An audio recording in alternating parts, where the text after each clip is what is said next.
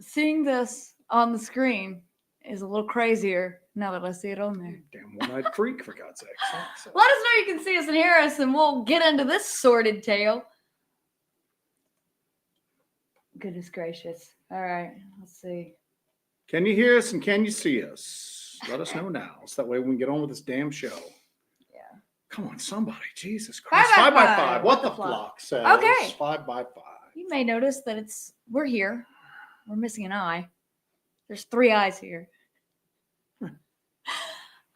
So my eye, I have a eye injury.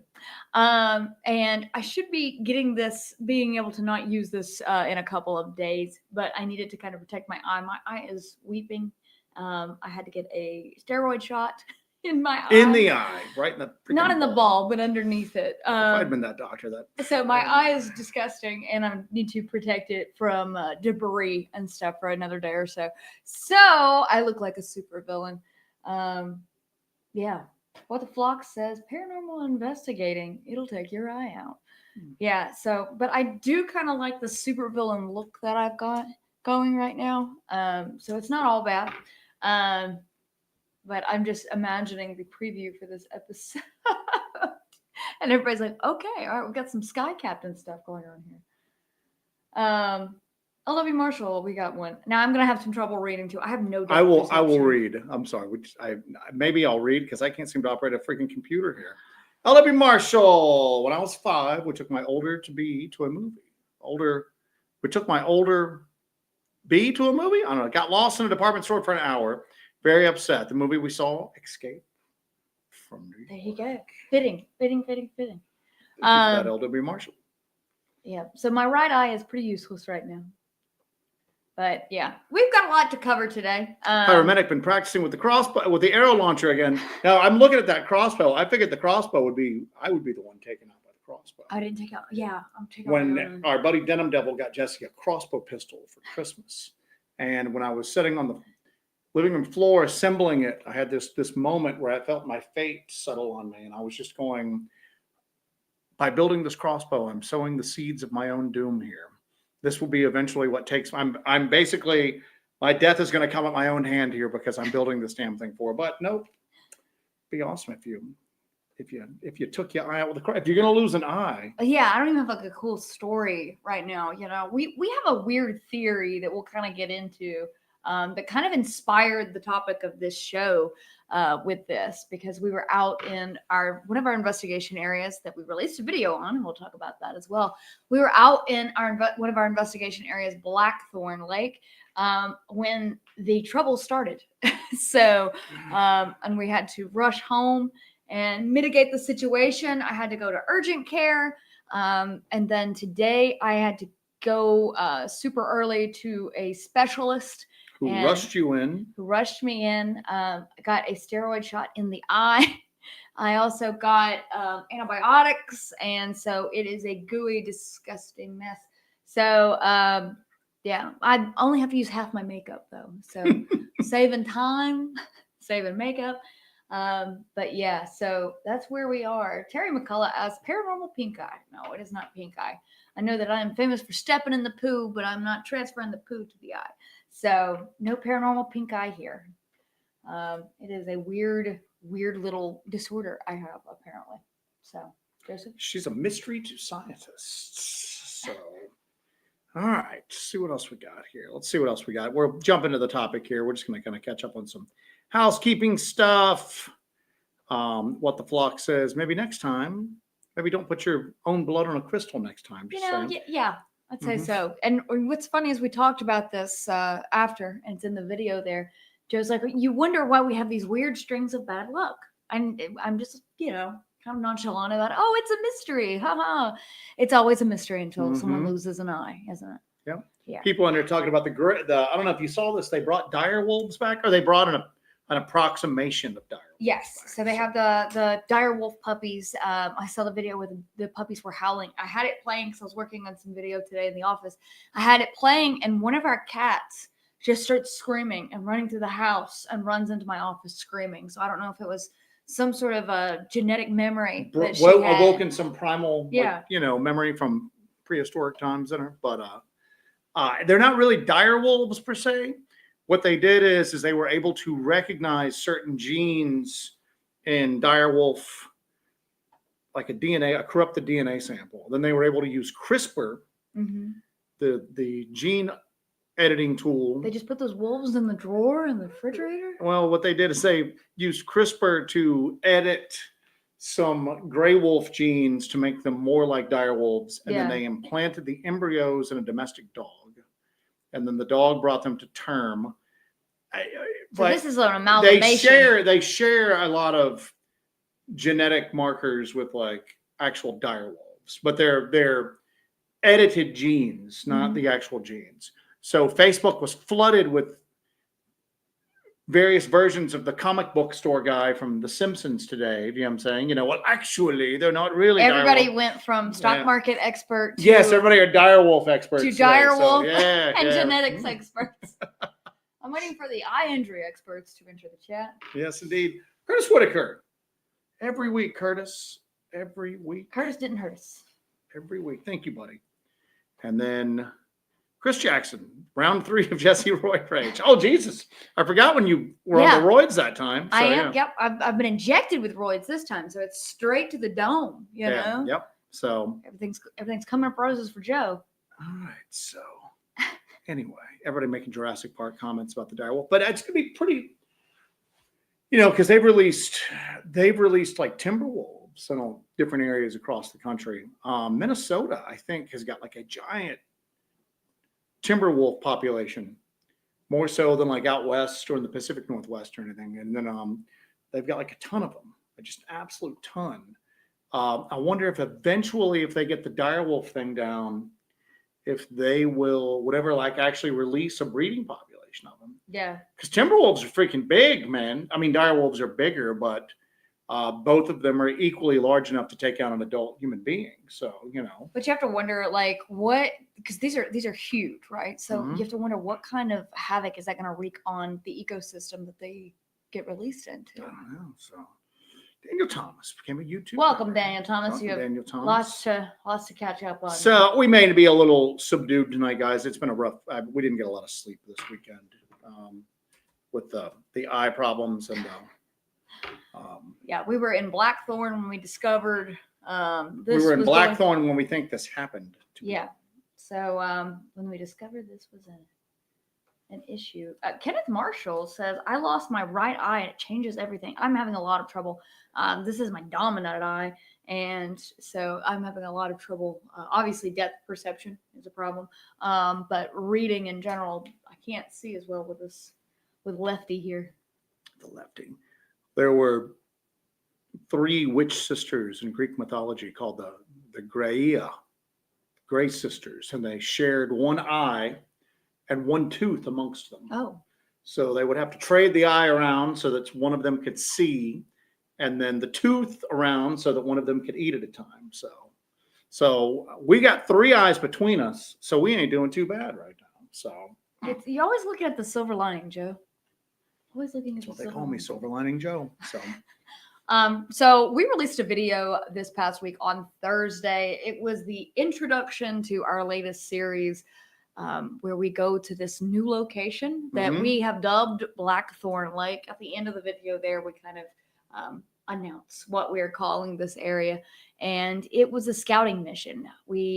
It wasn't like a crazy barn burner, but it gives you a lay of the land. This is a place that we have talked about for months at this point.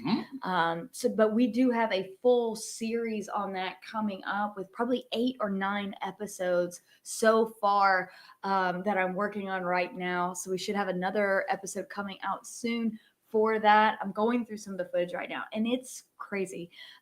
It starts to develop into a much more bizarre place than we expected, obviously. The first video that came out was basically just a scouting mission for us. We went in, it was still wintertime. We had a lot of freezing rain and just snow and whatnot. And then it melted, and then it melted across the roads, and then it froze. So the roads were just a sheet of black ice. And then, so during the daytime for like about a week, warmest part of the day, the roads would thaw out enough and you could drive on them. And then as the sun set, they would refreeze, and then people are just going everywhere. We live in the South. There's no like snow or ice maintenance or like, treatment down here at all. Occasionally they just throw freaking sand down, Yeah, I don't think we have enough salt to put on the roads down here. There's so not they like a DOT bunker full of salt. So we went in to basically scout the area. You know what I'm saying? We've been there. Paul. Thank you, Paul. We appreciate that. We'd gone in to scout the area. We'd been there once before. We had gotten a pretty credible possible Bigfoot report from there. And when we went in, we were only going to be there for a day. We weren't going to be doing a night investigation. We knew we had to get out before the roads froze again. And we couldn't stay. We actually had stuff we had to do the next morning, non-channel related. So we had to, we couldn't stay the night. So this was just like a little scouting mission, but it's a perfect thing to kind of set up what's coming with the Blackthorn area, because it does get weird. This starts off pretty calm, but you kind of get to see it. You get to see the lay of the land. You get to see, the lake that's there. But then, like I said, you'll slowly see what we experienced and that we've talked about in the past, kind of alluded to, but just the gradual progression of this place getting weirder and weirder and weirder at this point. And we think that one of the things we experienced there might even have something to do with Jesse's eye issues right now. Yeah. Did you have that clip? Or? I have the clip that we shared with our members. We had a weird incident there, and we talked about this. Yeah. I think we talked about this on a previous show, and we shared the clip with our members. It was the clip where I put the blood on the stone. Is that in the first video we just played? It is, okay. Yes. The preview for the series preview that I put out for the members a while back had me putting the blood on the stone, kind of how it started and how it's going. Mm-hmm. Because later on in the series, we experience a very, very bizarre incident where there is screaming, bestial screaming from across the water, and it is frightening. And then there is a gunshot that rings out, and then I have a pain that shoots through my head shortly thereafter. And we don't know if these things are connected. You can't for sure say that these things are connected, but it's awful weird that this is happening. Mm-hmm. And it seems like it's all kind of it's all falling in line. Yeah. So we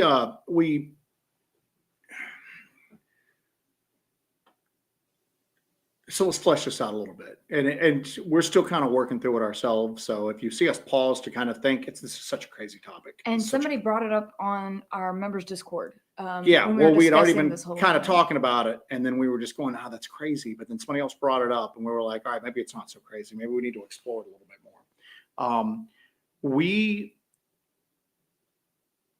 have experienced, obviously, if you've watched our videos, we've experienced like an interaction with some of this high strangeness, some of this, what you would call the other. Usually it's equipment based. Okay. Although a couple of times, especially Jesse, you've had that feeling of, that people call the zapped feeling, disorientation, dizziness, everything like that, and there's no rhyme or reason to it. And it's usually, I stand by that. I don't believe it's just exhaustion, because we hit it pretty hard generally. And,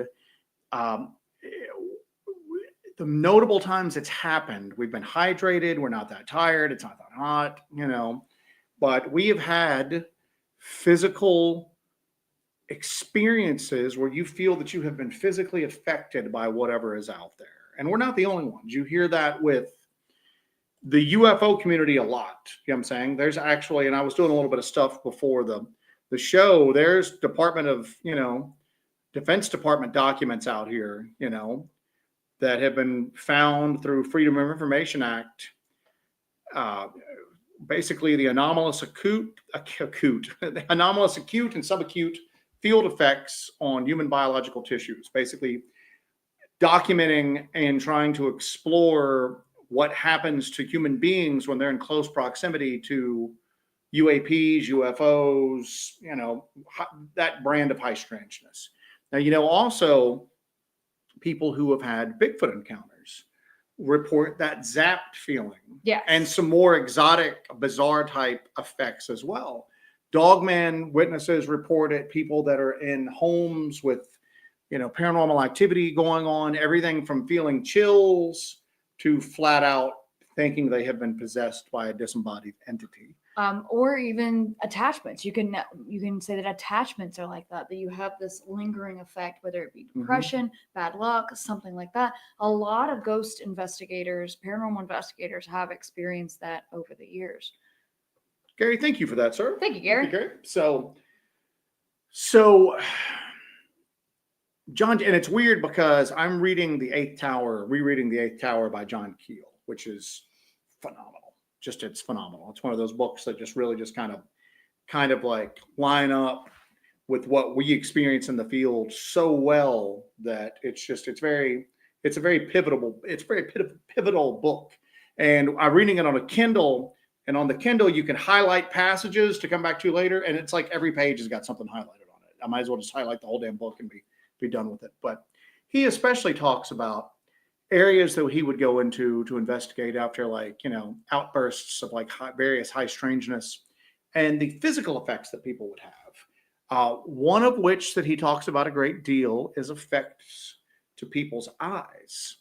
And John Keel believed in something called the super spectrum, that there was a whole range of electromagnetic-ish type energy out there that went far beyond the narrow electromagnetic range that we know about.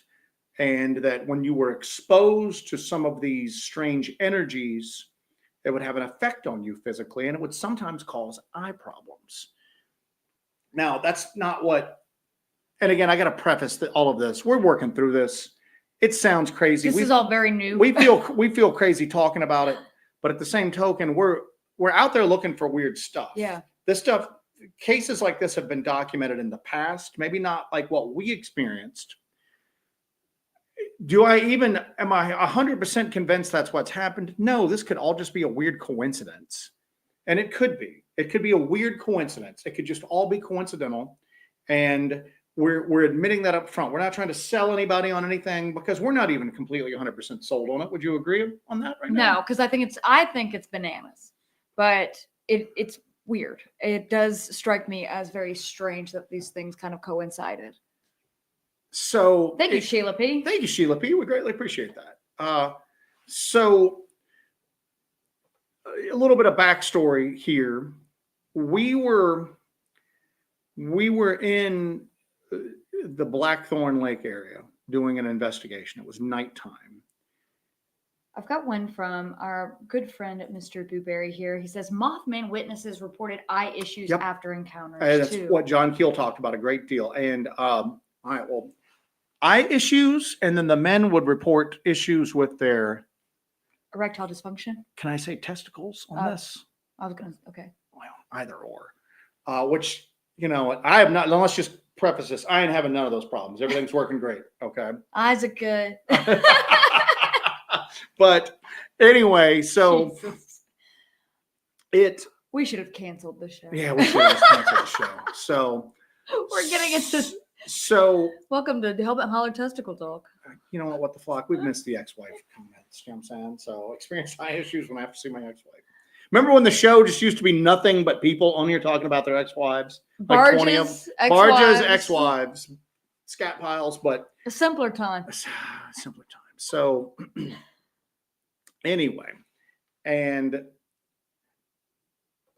me star that to come back to later. So we were in, and this is a while ago. This is not this past week or anything, but we were in the Blackthorn Lake area. And so you've seen the area where Jessie cuts her finger and then puts it on the blood on a piece of quartz that she was trying to dig out of the ground. You hear my reaction at the same time too. I think I just went, Jesus Christ, Jessie, or something to that effect. So we are down near the water's edge, okay? And there's Blackthorn Lake is a very large lake with lots of peninsulas jutting onto it, some of which are closed off, we've discovered. And not only are they closed off, but they ran power out there and they have cameras or whatnot. and there's a building, and we're not quite sure what any of that is. It could be important, it could be unimportant. I don't know. We don't know yet. We don't have enough data to really say. But we were working our way down to the water's edge where we had previously heard some weird vocalizations. And we get down to the water's edge, and I wish we could show everyone. yeah, we're not really seeing But it's bananas. It's wild. We get down to the water's edge, and it's nighttime. We're filming everything. We filmed everything, of course. And we get down there, and we start hearing vocalizations that sound like gorillas trying to speak like a language at each other, like babbling at each other. Definitely a back and forth, kind of like multiple frantic chattering. Heather Moser from Small Town Monsters has seen and heard the clip, and she said the same thing, that it sounds like the vocalizations she's heard on her property, but she's never heard that many altogether. It sounded like a group of, and I don't think these things are gorillas, but it's what my first immediate thought was. It sounds like somebody's trained gorillas to try to speak, and they're all like babbling at each other. And we're standing there on the water's edge trying to like record it. We've got the shotgun mic ramped all the way up. And so, there's a lot of distortion from it. We're still able to catch it. The freaking plane goes overhead, of course, at that exact moment, which seems to be a common thing there. And it seems to be that every time we hear vocalizations, there's a plane going by overhead, and we don't know whether the plane is riling them up, or if these things have adapted to using the sound of the planes overhead as cover for their vocalization. It's bizarre, but it happens more often. We experienced that on Saturday. We were out there. We had the shotgun mic on Joe's camera going. We were running 3 cameras actually at that time. And you hear a plane going overhead. We're hiking along. We're going down the trail. And all of a sudden, in the distance, you hear this long, drawn-out howling whoop, but the plane is still overhead. And you cannot capture a great piece of audio with it. We do capture bits and pieces. We don't not capture it. We do capture bits and pieces. But there is that challenge of whatever's out there might be using the planes going overhead as cover. Or it just riles them up. I don't know. But anyway, we get down to the water's edge, and we're recording it, and we're kind of like occasionally going, oh, it's still going on. Do you hear that? Oh, it's this. And so it's a lot of like, blah, blah, blah, blah, blah, blah, and then an occasional like exclamation, like a whoop, basically mixed in with all of that. So we're down there, and all of a sudden we hear like a single high-powered rifle shot, a gunshot. Yeah. And then you hear this long, drawn-out, mournful, like wail. And you even make note of it during the filming. I watched this video again today, and you even say something about it. What you say, one of them is wailing. I thought maybe one of them had been shot, and I even say that. I go, oh my God, I think somebody shot one of these things, or something to that effect. And I thought that maybe one was wounded, and that was the wail. And then afterwards, after I had a chance to think about it and listen to it a couple more times, it doesn't sound like it's in pain. It sounds mournful. Yeah. And I'm going, did somebody shoot one of these things? And the wail, again, I watched this again today. The wail doesn't happen right after the shot. There's the shot. It echoes throughout the coves. And then after that, settles for a moment, then the wail erupts. And then the vocalizations pick up. Sound panicked. Yeah. And I mean, I'm reading into that, you know what I'm saying, obviously, because I don't know what the vocalizations are. And maybe their panic doesn't sound like our panic, but that's the impression you got, was the vocalization sounded panicked, and they just all of a sudden spread out and disperse, but you can still hear them, almost as if a group of something was running away and dispersing in panic after one had been shot. And this is all, we didn't see it. We don't know what's going on. We heard all of this. Yeah. So there might be another explanation for some of this. I don't freaking know. But we caught the vocalizations. We caught the gunshot. You hear the wail. You hear them disperse and run out. And so we're standing there, and you can hear in Jesse's voice, she's like very like, emotionally distressed at this point, which didn't seem odd to me at the time, but she sounds like she's getting ready to cry at this point. So all of a sudden, I'm just like, all right, we got two problems. A, there's somebody out here with a firearm. We're right here on the water's edge. You know, we're in the dark, but we had some lights when we first came up. We were still unfamiliar with this area because we were still doing some scouting. We're still trying to map out this area ourselves and figure out where everything is, how far down a lot of the stuff. The scale on our maps that we have is not correct. None of them are right with the terrain. So we are in a situation where we're in an unfamiliar area. We just heard this shot ring out. Somebody's down there with a firearm, obviously. Something wailed. There are creatures of some kind out there. So in a distressed situation. I instantly go, we need to get off the shoreline now. Okay. And we need to get off this peninsula that we're on now. Because if it's what it's, and I even look at her at one point and I go, this is crazy Bigfoot conspiracy stuff. But I didn't say stuff. This is crazy Bigfoot conspiracy stuff. I swear to God, that just sounds like somebody killed one of these things and the rest of them are spreading out in panic. And one was screaming in agony, like grief. And I'm like, we need to get out of here like now, because if something just shot one of these things and they're spreading out across the peninsula, and trust me, I understand how crazy this sounds, but I went, if that's what happened, we need to get the hell out of here, like right now. Yeah. We need to get off this peninsula. We need to get out of here now. So we get out, and then all of a sudden, Jessie just has this sharp shooting pain through her eye into her head, so much so that even though I'm trying to rush us out, I can't get her moved. She's just, and it's just this blinding pain that started up a couple of seconds after we heard this, gunshot. And the first thing that goes through my head is, she's somehow picking up that one of these things just gets shot in the eye and the head, and she's somehow picking up on the pain it felt. I don't know. It's all this weird stuff's going through our mind, because we're used to weird stuff, man. This is next level for us. This is next level for us. And we've even discussed not releasing this footage because it does take such a strange turn. It's wild. And if we did not have footage of all of this, we would not be talking about this at all. Then we're hearing helicopters, but we can't see them, so they're blacked out. I'm trying to get us off this peninsula because we're out of line of sight right now. So now I'm not worried about somebody taking a pot shot at us from across the water. But I don't know if there's just one person out there armed, if there's multiple people out there armed. If it's what it sounded like, the danger quote just went way up. It's like, hi, we need to get the hell out of there now. And then now she's having these blinding headaches so much so that she can't walk hardly. So that finally dies down. We get out and we kind of we get out and we go. So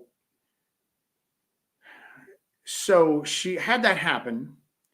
And right before this happens, she had actually gone and got to an optometrist and gotten glasses, because she's on the computer all the time. And what are they? The blue blocker lenses? Yeah, I have to get blue blockers. So she got this glasses because she goes, oh, I want to get these blue blockers to cut down on my eye fatigue and and go from there. And everything was golden there. And then we hear this sound, we hear this gunshot, and then the sounds, and then she has a blinding pain in one eye going through her head. Maybe that's all a coincidence. I don't know. There's no way to go. The timing is weird, but there's no way to prove anything. I don't know. I don't even know what we think about it. It's just the timing is weird. And your mind wants to go in a particular direction because obviously we're out looking for this stuff. We're open to the possibility of this weird stuff happening. And so we were back out there this weekend when all of a sudden her eye starts swelling up and she's starting to get in real massive pain. And I took a photo because we had a goal to get to a certain area. We wanted to get out there. and we had a few experiments planned out to go out there and do. And we hiked out there, we made it out there, and we're sitting there. We got our packs up. It's kind of our checkpoint, our rally point that we have for what we were going to do. And I'm taking some photos and filming some stuff. And my eye starts to hurt. And I take a photo, and you can start to see that it's starting to swell up. Go on. So we got her into urgent care. The urgent care doctor was like, okay, this is what I think's wrong with you. Doesn't look like it's caused by pollen or the smoke. That was her, because, we've had wildfires around here. Although the air's. I've been in Carolina Springs like my entire life, And we've had some rains. The pollen hadn't been that bad. Pollen's bad, but I've been through it Is. before. But she was just going, I don't understand what it is. So we got into a specialist today, and she is having like weird atrophy of my meibomian glands. Yeah, which is odd, and it's in the eye that she felt that pain in. And again, so it might have just been, guess what? Maybe this is a condition that was just like lurking there, and it just happened to spring up. It doesn't look like it's caused by stress. So I don't think it was the stress of that situation that we were in right there, but maybe it was just. But it seems like it's got to start sometime when it starts. Right. But you didn't have any symptoms of anything else, and then after we got out of that area, she was fine. And I've had a bit of eyesight degeneration since then as well. I had to actually go get prescription glasses. Yeah, I had to go back, and now the blue blockers are prescription. Now I have to get blue blockers, but prescription this time. And I got diagnosed with that disorder, which is very strange. And then my doctor today, my specialist I went to today, she said that she's never seen it like develop this quickly, where the infection just comes out of nowhere. And she goes, all right, so how many weeks have you been dealing with this? And I said, Saturday. Yeah. I said, it took off Saturday. I said, I even went to urgent care. First thing, as soon as I got back, we went to urgent care. We had to get me, I had to get some antibiotics for that. So I'm on multiple antibiotics right now. I had to get a shot in my eye. But I am on the mend, so it's not getting worse. The specialist just said that I have to come back in a couple of weeks for her to look at it again, but I did have to get a shot in the eye today, so that was good. Yeah. Thank you for that, Monica. Thank you, Monica. So Monica's gonna have to. Monica lives in our town, and she and her awesome husband are usually with us not usually, but they have often been with us at conferences that we do. That's our team there. That's our team. That's our squad. But so there's no way to know and understand, trust me. Jessica Smith says, and this is why you don't put blood on quartz in the woods. Exactly. So we are the first people to say right now, this is a narrative that we are dealing with here that might not be correct. But it is connecting the dots. You're recognizing patterns is what we're doing. And we didn't even recognize this pattern initially. In fact, I believe it was Sploot who initially recognized this pattern. Well, I had been thinking about it. You just didn't want to say anything to me? Well, because it's a crazy thing to think, for God's sakes, man. Yeah, so Sploot said, Jesse, is your eye any better? What if you were still connected to that creature and experiencing what it is? That's bizarre to me, though. And she mentioned this in the Discord, For me, that's almost a bridge too far, but at the same token, I can't rule anything out. I just have to tell you that I'm having a hard time, accepting that, okay, for probably all of the reasons that a sane person would have for having trouble accepting that. So, but I was in the process of reading the Eighth Tower, and I keep reading this stuff, going, Jesus. And you just recently picked up reading. You were rereading the Eighth Tower out of nowhere. Out of nowhere, I just started reading it again, and then I'm just going, man, this is just, I don't know. But at the same token, it's why it's the topic of tonight's show, is that, you always focus on the physical danger aspect of it. Take cryptids and the paranormal out of it, sketchy ass human behavior, dangerous wildlife, bears and mountain lions and, rattlesnakes, feral hogs, the environment itself. Everybody remembers that night that we were going down to the water's edge in the Grove, and I was walking on what I thought was solid ground, and it was just a root ball that was covered in leaves. And I went down. Oh, that was so scary. I went down. I'm luckily I did not break my leg, man. Luckily I didn't break my leg. They almost got to see us die on a members live in the Wari. Yeah, from dehydration. So But then there's the other elements that, you know what? I don't know if that's what we're dealing with right now, but we need to at least address it and discuss it. And maybe keep our eye out. Keep our eyes open for anything that might fit this pattern that maybe otherwise we wouldn't notice, you know, anything that kind of coincides with this. But I think that I've got to do something to be a little more proactive about maybe some sort of spiritual cleansing or something of that nature, because I don't want to deal with this. And again, you can't, and people are saying, what, I thought you were joking with the iPad. No, the iPad's serious. It was, did you post the picture of your inside of your eye on the Discord? I think I did, because there's a giant white lump on the inside of my eye. And it's the infection itself. It's so gross. I'm sorry. But, and then I woke up yesterday morning and my eye was completely sealed shut with it was so bad. It was terrible. I've been just kind of crying in pain and dealing with it, but Joe's keeping me ibuprofen up and everything, but I am on the mend. So that's the important thing, that I am getting better.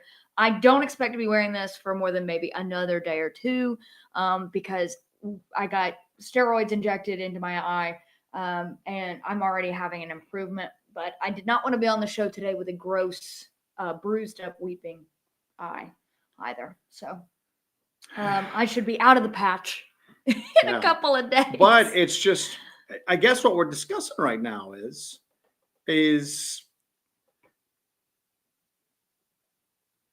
been documented by other people who've looked into this stuff. Yeah. It's been documented. They're dealing with the UAP phenomenon. The guy, and I can't remember his name, but the main guy from the Rendlesham Forest incident is suffering stuff pretty close to the effects of Havana syndrome. Yeah. So much so that he's often brought up in UAP hearings when Congress has them, because he's literally on, he's on disability. He draws a check from the government for injuries that he suffered as a result of his exposure. And he's one of the few people who have been approved for such a compensation, such a level of compensation. So it's happened there. John Keel has seen it. There have been people who have had, that we know personally, there have been people who have had very up close encounters with entities, creatures, okay, and have had lasting physical symptoms that seem to be tied directly to their They weren't attacked, they weren't bitten, they weren't clawed. It wasn't a pleasant encounter, but they have had medical maladies that continue to this day that they attribute directly to their exposure to whatever these things are. And Grundle cheese, it is not pink eye. So it is, you can tell by the way we're kind of stammering and stumbling over words because we're still processing. Still trying to figure out how to word this and how we're going to kind of put this together and see. And and if somebody out there goes, this is just too crazy for me, I'm right there with you. It's pushing the boundary. Thank you, Troy. And Troy's a member for 17 months. Thank you so much, Troy. We appreciate it. So, but it is, it's bizarre, and we're having a hard time with it. And we're going, it's one thing to deal with like short-term effects of stuff, like the zapping, the confusion, the disorientation, the queasiness and everything like that has hit before. But something more serious, and again, I can't preface this enough, that might not be what's going on right now. It might just be a bizarre coincidence. Coincidences do happen. However, when they start happening like this and you're involved with this sort of research, they're no longer coincidences, they're synchronicities. And not all synchronicities are good. And we've at least got to be open to discussing this. You know what I'm saying? And I know what people are going to go out there. People are going to go, oh, Joe and Jesse from Melbourne Holler, they jumped the shark. They're claiming this and this. Is the shark swimming around a pirate ship? Yes, indeed it is. But I don't know what. Miranda Crew, thank you. Jesse, I thought you was wearing a Melbourne Holler bikini. So it's we're not saying that, but I'm not saying that, but I'm not saying that either. I don't know. We have to at least be open-minded enough to address the possibility of that. Do you agree? Yeah. And it's odd that that happened in Blackthorn, and then this weekend happened in Blackthorn, and just based upon what the medical providers have told her. You know, the one lady was just like, "Oh God, when they told me about this, I figured it was going to be caused by smoke and pollen." And she's just like, "But this just started." And luckily, like I said, the rain has taken down some of the smoke and pollen through here. And even then, like asked Jessie, "How many weeks?" No, this just started up. And she's like, "All right, good Lord, you know." And then now she's like on oral antibiotics, steroids, antibiotic cream in the eye, everything like that.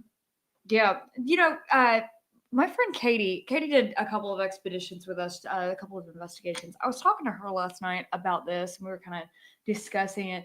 She goes, "Do you know what this reminds me of?" And I know this is going to be controversial. I have some things marked, by the way. I know this is going to be controversial with some people because some people cannot stand Zach Bagans.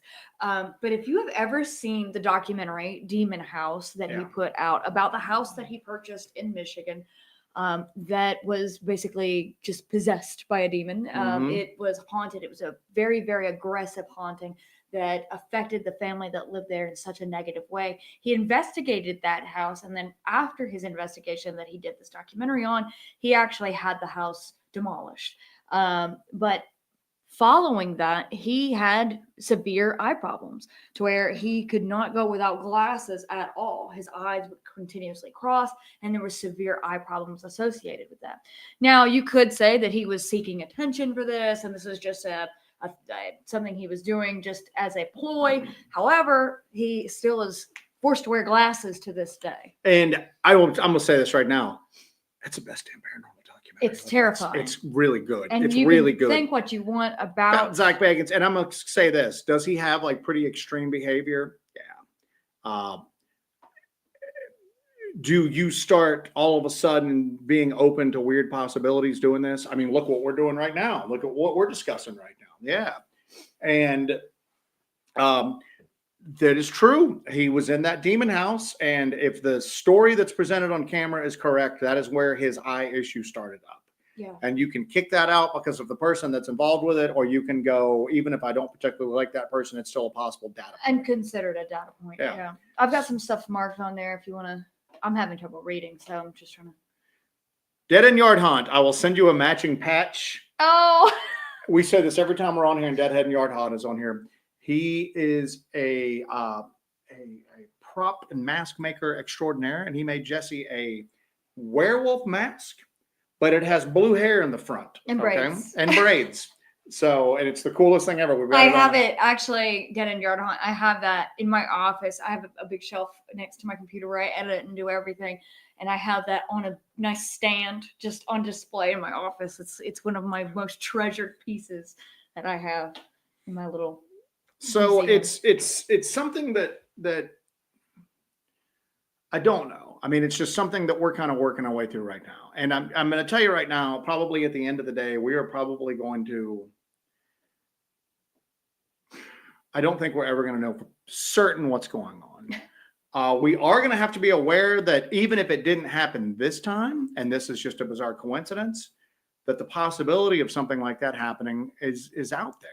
Now, keep in mind, the narrative that we're working with right now is much different than John Keel and Garry Nolan and some of the other people that have had cryptid stuff.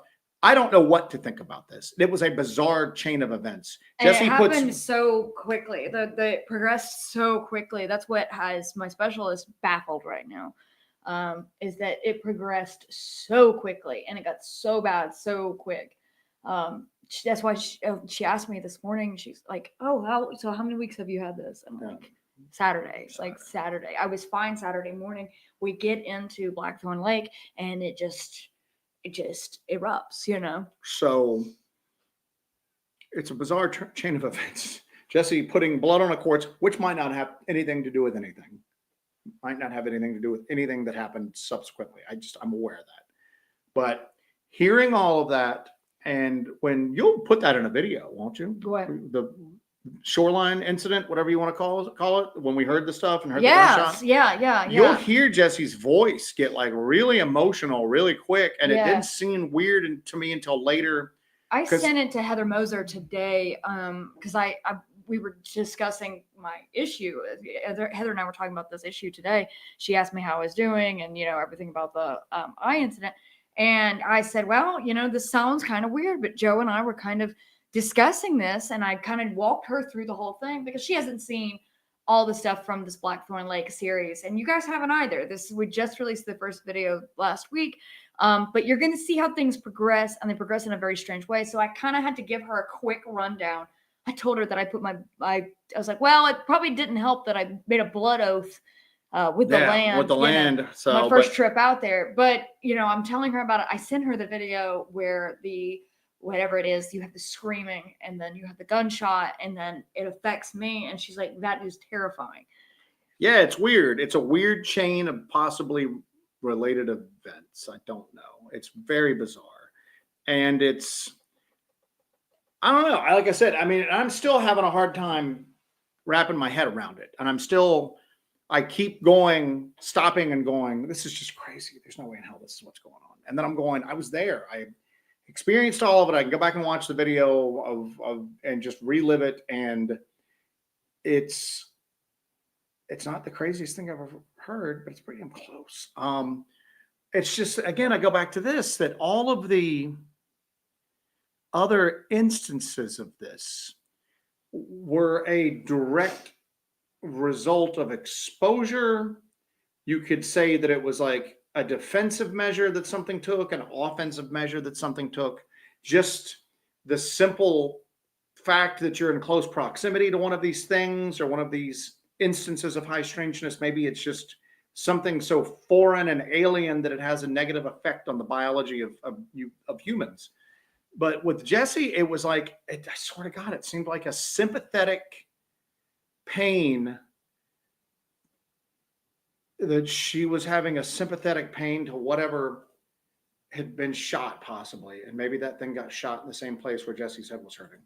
And then maybe being back out there, I don't know. I don't know. I don't know. It sounds crazy, but there's a weird kind of logic to all of this. When you follow the chain of events, if you keep stopping yourself, that boggle threshold that I always talk about, if you kind of throw that to the side and you go, I'm not going to get so caught up on thinking this is crazy. I'm just going to follow the steps. What did we experience? What did we experience? What happened then? It's wild. I don't know. It's wild. It's absolutely wild. And what the flock said, since you've always been open to all possibilities, I really do hope that you won't dismiss trying to protect yourself spiritually by calling in Jesus. If you're truly open-minded, folks, as you say. And our friend JD Smooth actually has a follow-up with that it kind of puts us in a pickle here. But here's the thing, if you protect yourself, you don't get any action at all. We've gone out where Joe you had holy water in your backpack, and it seems like we had nothing happen. We had nothing for long. We were almost thinking about wrapping this up because we were going. The whole purpose of this is to pursue these things. Obviously, Icarus is flying too close to the sun here, but the whole purpose is to pursue this and to acquire evidence of the existence of this stuff, of these things, and we just got to find some kind of balance. Well, that's like when people always talk about, hey, we'll use these sort of protective measures to keep the batteries. Thank you, Rick Skinner. Cutlass Fund. Cutlass Fund. I'd look good with a cutlass. We have things that we do to protect the batteries in our backpacks, but you've got to take them out and use them eventually. And you can't completely encapsulate your camera. Even if you have a little section for the lens, you've got to manipulate the controls. You have to do all this other stuff. And then you have heat buildup. So it's always walking this fine line between going, at the end of the day, the whole purpose of Hellbent Holler is not for us to go out there and experience stuff and then just come back and tell you about it. The whole purpose of it is to document it and to gather data and to try to see if we can figure out some small part of this and connect a few dots and see some patterns and try to advance it a little bit beyond just some cool, creepy, scary stories. Yeah. And I don't know. We're at a quandary right now. But at the same token, I don't want my wife to lose an eye, you know. So we've She'll got be down to one. I'm telling you, man. So, but it's very, The one-eyed wife. yeah. And it's just let's look at some of the stuff that people are discussing. Alan, I've heard of people taking on the ailments of whatever the spirits suffered from in life. This happened right after we heard a gunshot and something wailing and everything else running in panic and I don't know. So whatever that was, it seemed like they just scattered. And to me, it seemed panicked. I don't know. Yeah. So I just don't know. I don't know about it. But at the same token, we can't, I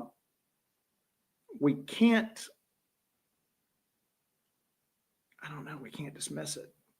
Yeah. I can't embrace it wholeheartedly because I don't want to, because it sounds crazy. But at the same token, my part of my logical brain is going, this is a bridge too far. But the other part of an equally logical part of my brain is going, don't ignore the pattern. Follow the pattern. Follow the pattern. Even if the pattern doesn't make sense to you, it's still a pattern. Mm-hmm. Follow the pattern. And following the pattern is where we're at right now. And it's weird. And to be honest with you, we were out there during the daytime at Blackthorn, and we were going to be out there for a night for a while, but we weren't anticipating like a big, crazy investigation.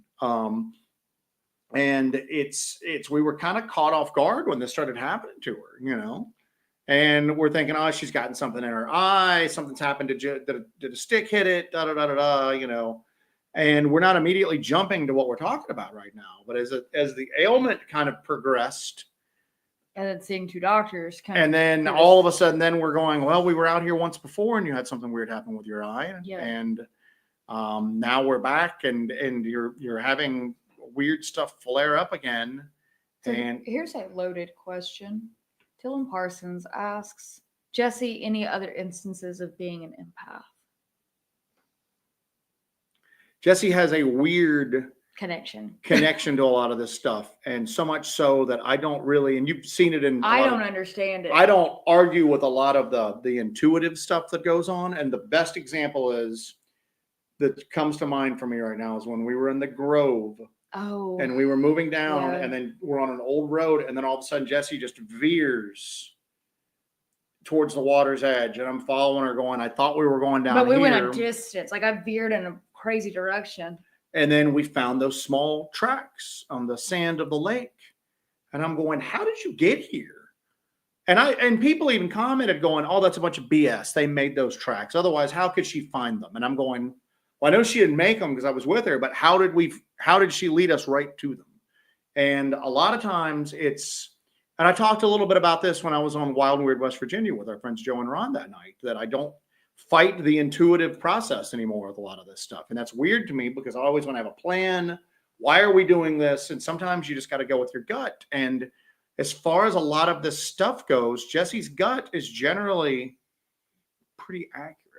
And it's so much so that I even told them, I said, Hellbent Holler is kind of developing into, you're experiencing this stuff with me, that when all this is going on, I'm filming it, but I'm kind of like a step removed from the process. I'm kind of the Greek chorus to it. You know what I'm saying? I'm reporting it, but I'm a bystander and I'm a witness to what's going on in front of me, where Jesse's more in tune to it. And I think also maybe this seems like it started to ramp up the me kind of connecting with these things when I started really pursuing this contact project. And I've not dived completely into it yet. I've just started the initial stages of the contact project. And that's something we've not talked about in a while. That is still happening. We've got some other things that we're doing right now. So I've kind of pushed it aside a little bit. I'm definitely pushing it aside right now because I need to get my bearings. Especially if whatever I'm doing, and What the Flock has a lot of really good points that Flock's on fire. What the Flock is on fire tonight. You know, when I am doing these things, I'm obviously reaching out to something, and maybe reaching out and touching something is burning me. Do you understand what I'm saying? Awesome. Thank you, Alan. We appreciate it. Thank you, Alan. But it's I got a lot of thinking to do, and I got a lot of kind of resetting and getting my bearings here. I'm not going to stop, but I do need to figure out how can I mitigate some of the effects of opening myself up to these unseen forces without, because again, and what the flock, like we said, he's on. It's what the flock always dominates. So why would holy water keep activity away if it wasn't of a spiritual nature? I have no clue. If you've watched our previous stuff when we're around that tree where we caught all that weird audio at one point, bless you. Sorry. That hurt your eye? I'm all right. So I'm all right. You okay? I'm fine.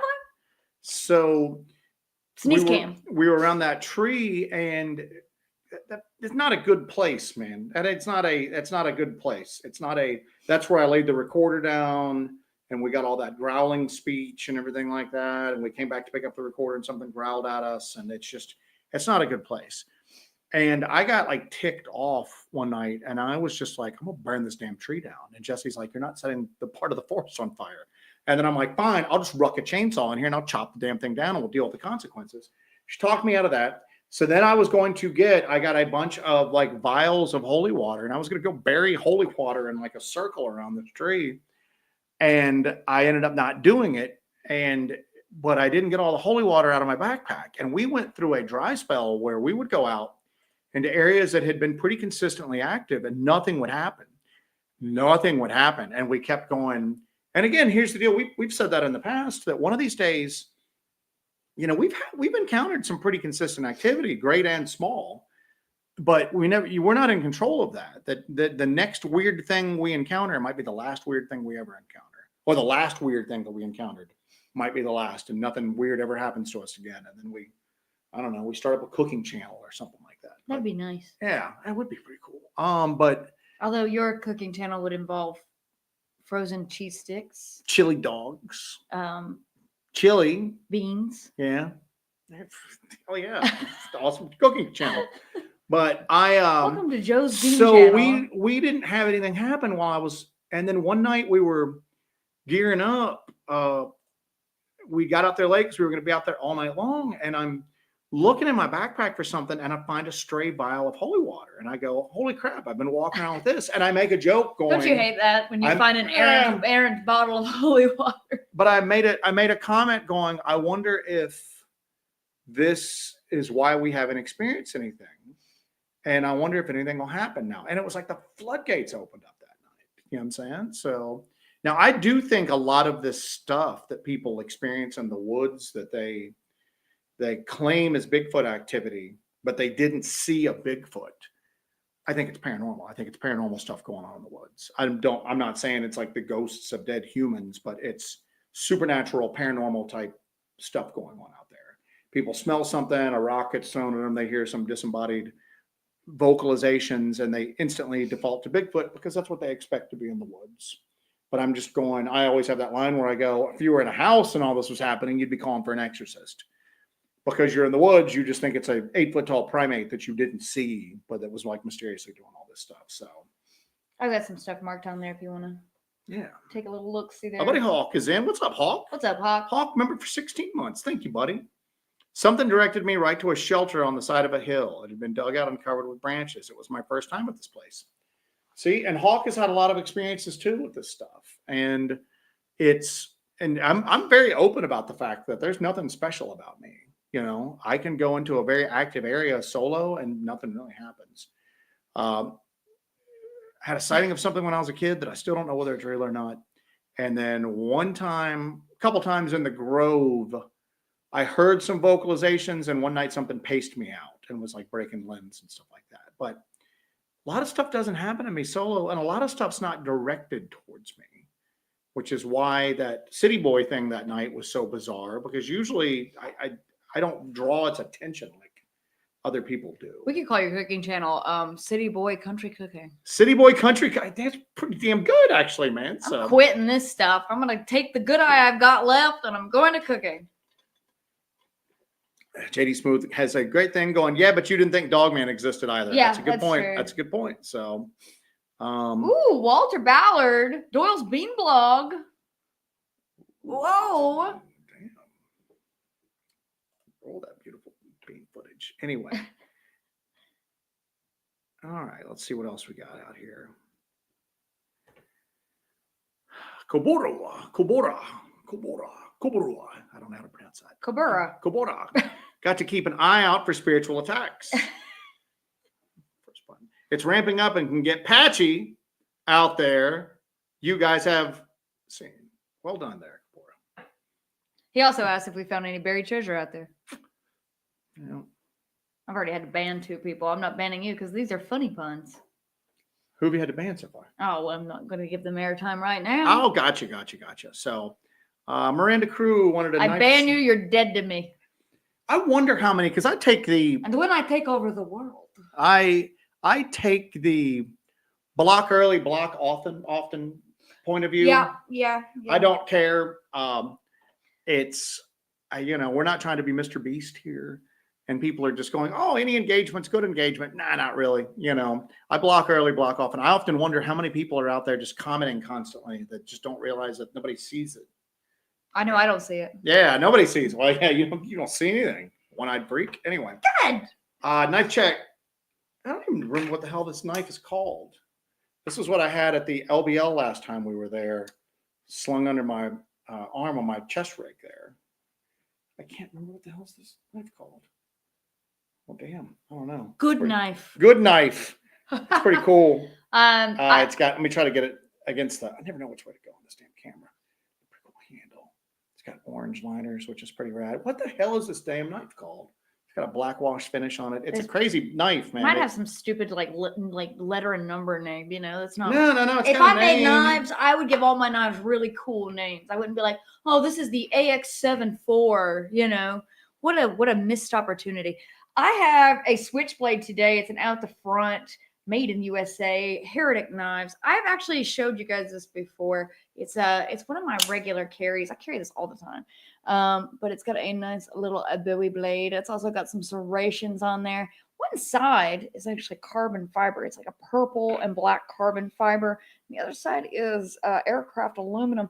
Heretic Knives is actually the guy, his dad did Microtech. So this is the son of Mr. What's his last name? The Microtech fellow? It escapes me.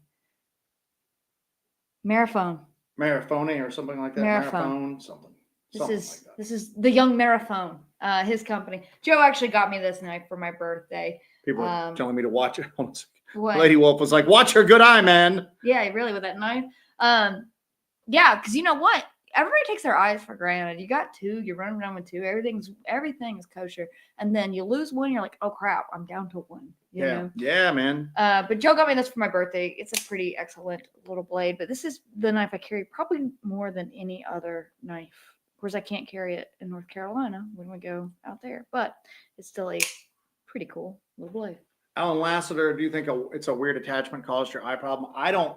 We're speculating on that. And if something has happened, I don't think it is an attachment. I think some sort of contact was made. Although I will say this is kind of funny as a Too Long Didn't Read. Naughty Girl asked what happened to Jesse's eye. And Jay Satori said, Jesse had a psychic contact with a Bigfoot. All right. When you freaking say it like that, it sounds even crazier though, man. So, yeah. So let's see what else we've got here.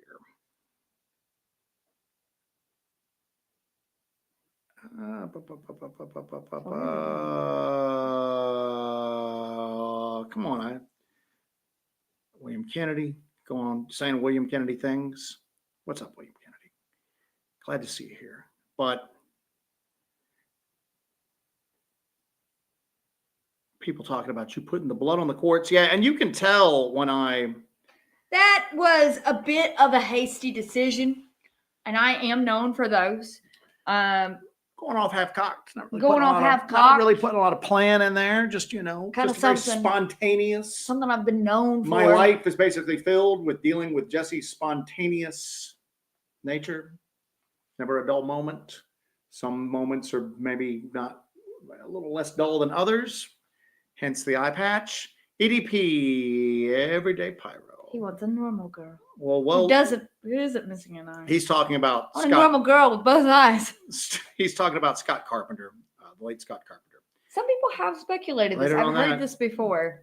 Yeah, we know people who have had health issues that they directly attribute, and I don't know. They have health issues.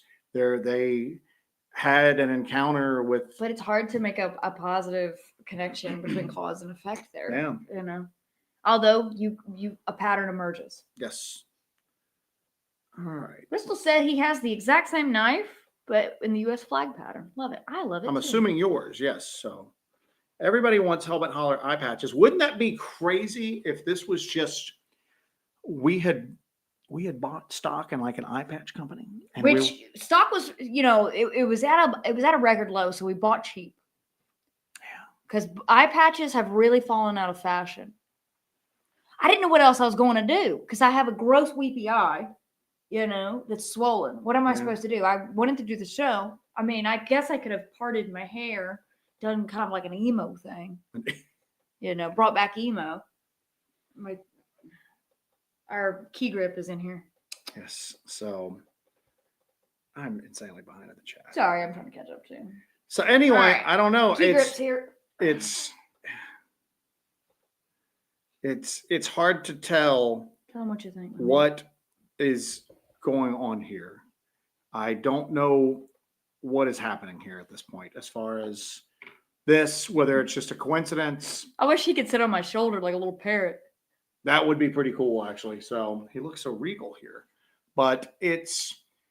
Old Henry quoted me from the episode. You want to do something crazy? Unless, maybe a little too crazy. But I hit the threshold, I think. Here's where I'm at right now.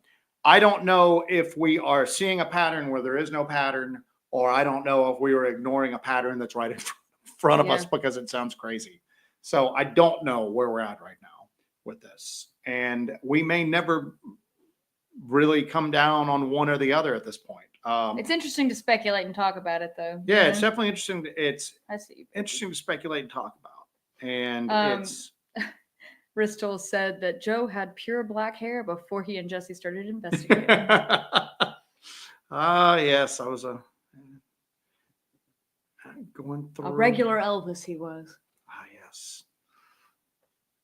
All right, let me try to catch up here real quick. And we may wrap up next 10 minutes or so. Because I can't really read. Jesse's having trouble reading at this point. And Reverend PC says, Jesse just being Jesse. Can't say anything bad about her just being herself. Rissel had mentioned earlier not leaving until we get a huzzah or a yar. Yar. Arr. Is it yar or ar? I say R. Is it a yar? I don't know. We got any pirates? We probably have several pirates in the chat. Bigfoot right Michigan Rob was in the chat last I looked. I was just so jealous about his pirate gang. That's true. And I had to prove my mettle and join up. So, all right, let's see what else we've got here. So let me just kind of scroll down here to the bottom. Everything Steve Bolton says the knife, the eye patch, all black with a blue stripe, totally cool assassin, Kill Bill 14, Tarantino's calling soon. All right, let's see. And JD's talking about maybe you just need a break and heal up. We're not taking a break. We got too much stuff going on. Oh no, yeah, I'm working on editing these videos right now, and I'm so excited for you guys to see them. I am so excited for you guys to start checking out more of this Blackthorn Lake series, because this will not be in vain. You guys are going to see this stuff. We're not going to take a break, and we've got so many cool projects we're working on. We're spinning a lot of plates, but I'm going to bounce back. Like I said, we have modern medical technology. I took a syringe to the eye today, so I'm good. I'm gonna bounce back. I'm back in the game. I think I'm gonna be fine. And then we're just gonna keep an eye on things. We're just gonna keep an eye on things. We're just gonna keep the jokes write themselves. Yes, they do. We're just gonna keep an eye on everything. And like I said, I'm gonna take better care of myself, and maybe when things seem a little bad, maybe I'll back off a little bit. Maybe not put my blood on stones. Probably won't see that in the future. Old Henry had said ads. Yeah, we were hitting around 500 people in the chat. So it's whenever that happens, YouTube cannot resist a large audience and will just start doing whatever it wants to do regardless of what we told it. Yeah, yeah. So generally, from what I understand, they're pretty easily skip, but you know, and I always try, I'm trying to take a different tact with it because, you know, at the end of the day, YouTube is not a money-making venture. It costs its parent company money every year. It's a money-losing proposition. Space is insane. So I try to constantly temper anything with it, any frustration that I have, that I go, well, the platform exists, and you know, I guess they got to try to figure out a way to keep the lights on. It's all that Mr. Beast money they're forking out. Marcus Aurelius says, "I'll start wearing my peg leg like a badge of honor." I can't hike too far with a peg leg. We really need to take care of the old stems, huh? All right, let's see. All right, guys, we're wrapping it up in a couple minutes here. Yeah, I think so. Simply because I can't see. But yeah, I just want to let you guys know I am doing okay. I'll probably be out of the patch in the next day or so. And it's just, let's all just, I don't know. I'm curious as to what people think. And I guess until you see what we experienced, you really, you know, it's just conjecture. It's even conjecture after you'll see what we filmed. We were there and it's conjecture. Yeah. So I just don't know. But at the same token, we got to be open to it, man. We got to be open to it. And it kind of, you know, we were kind of talking about this because I've been in excruciating pain and stuff. We're like, you know, I think we need to talk about this kind of thing. I think that it kind of spurred on this idea, and Sploot really brought it up in the Discord, and we're like, you know, gosh, that could be a thing. And you really start looking at these instances where people are examining the paranormal, investigating the paranormal, the cryptids, especially in UFOs, that there are lasting effects to doing this kind of work. And there are, Jesus Lord, this cat. Gary, have you talked about Garry Nolan? Well, you know, I mean, we addressed it a little bit with, especially with the Rendlesham Forest incident, but there are people that have been in the, you know, government and the military that have had these encounters. Skinwalker Ranch is a big one that we haven't really talked about, that people out there have, especially when they dig. What's his? I can't remember his name. Thomas something or other. I haven't really watched the show. Thomas Winterton. That sounds about right. So somebody out here will know. But he's the one, if I remember correctly, has had like cranial disorders where literally parts of his head start like swell, kind of like your friggin' eye, just start swelling up for no reason. And in his case, it looked like he got hit with some sort of ionizing radiation. I'm terrible with names tonight. The rocket scientist guy, the main scientist. Travis Taylor. I'm the name guy today. He blind me and the brain activates. Their dosimeters started going off, and that they got hit with pretty heavy doses of ionizing radiation, and some of them had health issues like afterwards. So this happens out there.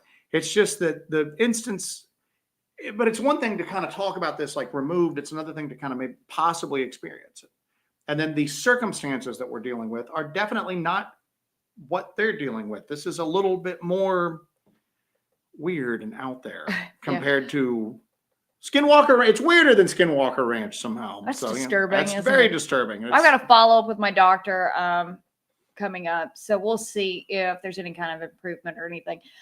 We might take a break from Blackthorn Lake for a bit and see if there's kind of an improvement, and then maybe go back. And then see if something, I know that's a terrible idea, but we've got to go back. So maybe have that in mind and see if we can kind of correlate this. See if there's any correlation to us returning, being away from it, and then returning, and then this cropping up or something cropping up again. At least we kind of have our bearings about us to where we can deal with it in a good way. Yeah. You know? All right, guys. I'm going to getting down here to the Suchi. Thank you for that. Psychic Self-Defense by Dear Unfortunate. I think we have that. I have that book. Okay, I think we have that. Yes. So I will pick it back up. I have not read that in probably 10 years. All right. Be a good time to pick it up. Yeah, it might be a good time to kind of they're talking about, is it Thomas Winterton? Hankey's Dirty Deeds Done Not Cheap. His scalp detached from everything in a spot. Yeah. I think it's him. what I want. So So we did dispatch a huge number of, we're just housekeeping right now. We did dispatch a huge number of packages this morning because we did our hat and patch drop. And boy, you guys have hit that shop. there's a few hard. hats left. There's I a think. few hats left. Jesus, this cat. There's a few hats left. So if you want a woodland camo or a black hat or one of our big dome mofo extra large black hats, we did buy big old hats. And some people bought them. So obviously there's a market for this, for the 10-gallon hat. We have a few of those left. So if you want to get any of those, hop on the shop. It's right there, hellbentholler.shop. You can get those hats, and I think we've only got maybe 4 or 5 of some of them left. So we are sold out of the limited edition dark camo, though. And I saw in the chat earlier on in the show that a bunch of people have already received their packages, and they love them. We might try to do another patch run because we sold out of those very quickly, and we actually got a bunch of those, but we sold out of those very, very quickly. So we might do another patch run and see if we can get you guys some patches available. And okay, Ultra asks, when are the Hawaiian shirts coming out? As soon as I find a supplier for Hawaiian shirts, I will do that. So Anyway, so I was gonna throw that damn flag at that cat like a harpoon, man. So just that's all we need. You harpooning the cat on air. just harpoon the isn't that the guy who harpooned his cat because he was acting up? So with his one-eyed wife. yeah. So anyway, we are that's the guy with the one-eyed wife. Yes, the one-eyed wife. And he harpooned the cat on a live stream that Very time. good. So there you go. But anyway, Marina Cruz suggests beanies and beans, perhaps. Yes, indeed. Beans So and beans. Jesus, gosh. All right, guys. We're wrapping up. We are going to wrap up. Jesse is working hard on the next release. Probably won't be this week. Probably won't be this week. I'm going to try, but I released one last Thursday. So I'm aiming for an every other week sort of release thing for these. But we do have a huge series for Blackthorn Lake. So you can follow along with the whole sordid tale and the whole story of how we went from what you saw on Thursday to Eye Patch McGee over where we're here. at right now. So yeah. you get to kind of follow along and check it all out and go with that journey. Make sure you like, share, and subscribe. Make sure you're still subscribed and you have your notifications on, even though sometimes they don't work. But keep an eye out for upcoming releases from Hellbent Holler. And stay tuned. And I wanted to say that I appreciate you guys and your patience today with the show, because I am having so much trouble seeing with the one peeper on me right now. So I do appreciate all the well wishes and all the texts and messages and emails as well. You guys are the best. You guys definitely give me that healing energy. But like I said, I am on the mend. I am feeling a lot better. And I should be out of this iPad in the next day or two. Doing some hot compresses and everything, and I got a good injection of steroids in my eyes, so I got that Hulk eye syndrome. But I wanted to thank you guys for being part of this and playing along on this nightmare journey. On this nightmare journey. But thank you guys again. We appreciate y'all. Sorry, that got me. Thanks for joining us on this nightmare journey. Yeah. Good Lord. If we don't laugh, what do we have left? All right, guys. We appreciate you guys. You guys rock. I'm going to get in here and make some dinner and then get back to editing the next installment. Now, the next installment, we discover some human history in Blackthorn Lake. Yes. So it's pretty interesting. We start to develop the history of the area there. So you guys get to be privy to that. All right, guys, we appreciate it. I'll be seeing you later. Keep an eye out. Keep an eye out for us. Don't look away. All right, that's enough. You may miss. Let's leave on a high note. It's all downhill from here. All right, thank you guys. I will be updating you guys soon. Thank you very much. Y'all have a good night. Take care of yourselves. Take care of each other. And don't put your eye out.